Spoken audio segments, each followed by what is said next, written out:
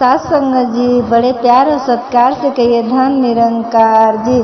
सतगुरु माता सुविशा सविंदर हरदेव जी महाराज की जय। साथ संगत जी, दासी एक छोटा सा कहानियाँ आपके चरणों में रख रही है। छोटा सा साखी। एक जंगल था। जंगल में एक शिकारी आया और जाल बिछा के दाना डालता था। उसमें तोता को पकड़ के बाजार में बेचता था।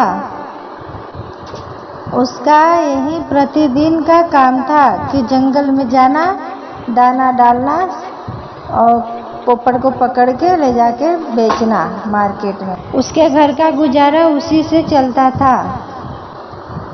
तोता दिन पर दिन जंगलों में कम होने लगे।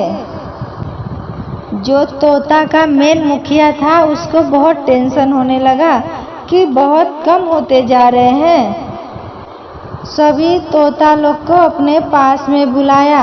मुखिया, शिकारी हम लोग को पकड़ के रोज ले जा रहा है तो हम लोग तोता कम हो जा रहे हैं, तो इसका कोई उपाय निकालना पड़ेगा। तोता का मुखिया जो था वो अपने दूर दूर जा सोच रहा है, ढूंढ रहा है उपाय कि हमें उपाय बनाना है। एक पेड़ के नीचे साधु बैठा था तो मुखिया देख गया। जो तोता का मुखिया था वो जा रहा था तो देखा कि ये पेड़ के नीचे साधु बैठा था तो उसके पास पहुंच गया। साधु जी से बोला कि साधु जी, मुझे कोई उपाय बताओ आप, हम लोग कम होते चले जा रहे हैं। शिकारी आता है, रोज जाल बिछाता है, दाना डालता है, हम लोग को पकड़ के लेके चले जाता है। साधु जी, वो शिकारी से मुझे बचाओ, कोई तो उपाय आप बताओ, आपके पास जो उपाय है। साधु जी ने बोला, जब शिकारी जाल बिछाएगा तो आप जाल के पास मत जाना।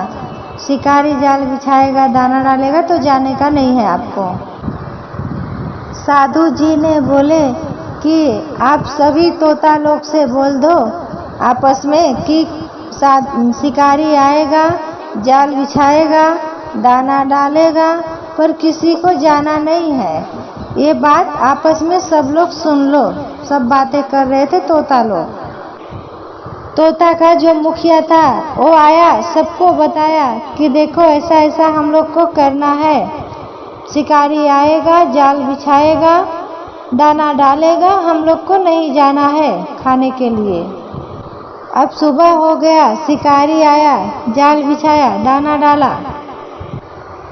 सभी तोते लोग लगे चिल्लाने कि शिकारी आया है, जाल बिछाया, दाना डाला, जाल में नहीं जाना है हम लोग को।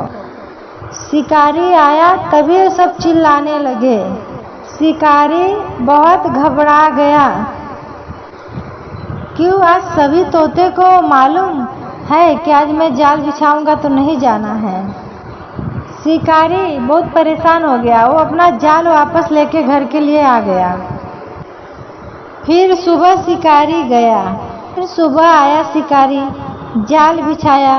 फिर तोते लोग लगे चिल्लाने कि शिकारी आया है, जाल बिछाया है, हम लोग को नहीं जाना है। तोता लोग लगे चिल्लाने, शिकारी आया है, जाल बिछाया है, जाल में नहीं जाना है। फिर शिकारी सुन लिया, वो जाल नहीं बिछाया। फिर जाल लेके वापस घर की तरफ चले गया। ऐसे ही सिलसिला रोज एक हफ्ते तक चल रहा था। अब शिकारी के घर पे तो राशन भी नहीं है खाने के लिए। परेशान हो गया शिकारी। शिकारी बहुत चिंता में हो गया कि अब मेरे घर का रोजी रोटी कैसे चलेगा। अब शिकारी उपाय के लिए ढूंढने लगा। साधु महात्मा जी के पास जाने लगा। शिकारी महात्मा जी के पास, वही साधु के पास पहुंचा जहाँ पे तोता जी पहुंचा था। शिकारी पूरा बात बताया साधु से। मैं जाता हूँ जाल बिछाने के लिए, तब तक तोता लोग लगते हैं चिल्लाने। साधु जी ने बोला, कभी आप जाल बिछा के दाना डाल के क्या देखे? कभी तो देखे नहीं। हाँ साधु, ये बात तो सही है कि मैं वो लोग चिल्लाने लगते थे तो मैं वापस घर आ जाता था, कि वो लोग को मालूम है इसके लिए मैं नहीं बिछाता था। साधु महात्मा जी ने बोले कि आपको अपना कर्म करना चाहिए कि कौन जाल में आता है कौन जाल में नहीं आता है। पोपट, तोता लोग तो चिल्ला रहे थे लेकिन आप तो जाली नहीं बिछाए। ट्राई तो करना चाहिए बिछा के जाली आपको।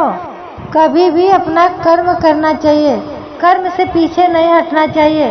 परमात्मा ये नहीं बोले कि आपके मुंह में आ जाएगा, कर्म करोगे तो आपको फल जरूर मिलेगा। वो साधु जी की बात शिकारी को दिमाग में धस गया तो बोलता, हाँ मैं तो नहीं कोशिश किया।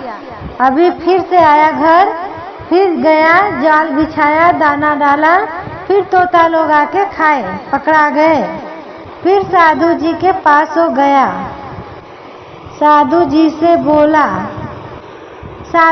से बोला शिकारी, ये चमत्कार कैसे हो गया साधु जी, ये तो पकड़ा गए तोता लोग। साथ संगत जी, अगर दासी का विचार अच्छा लगा होगा तो लाइक और सब्सक्राइब कर दो। साथ संगत जी, प्यार और सत्कार से कहिए धन निरंकार जी।